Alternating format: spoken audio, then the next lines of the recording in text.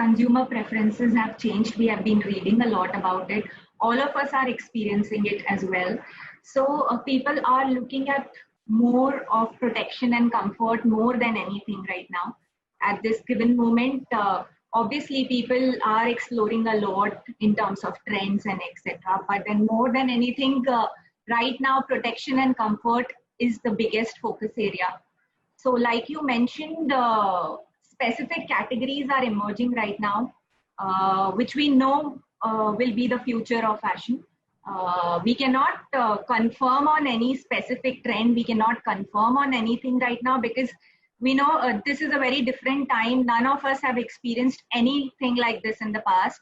We don't know what's going to happen, but the trends are saying, the research is saying that a lot more of people are moving towards comfort clothing, and people who want to look fashionable also are adapting some newer trends like 2 mile clothing, round the clock kind of clothing. So people are looking at different ways of life now. The lines between work and office and your office space, your home space, everything is blurred. Going out to a club or partying at home.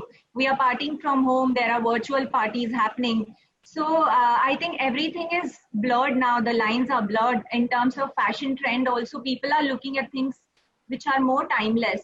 They want elevated basics. They want products which have some functional properties.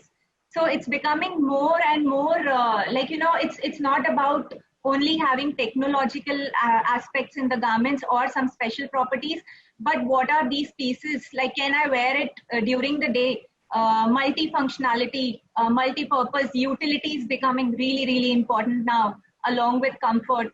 So a lot of things are coming up. Lounging and living it's a new term that's coming up, and it's becoming really, really important.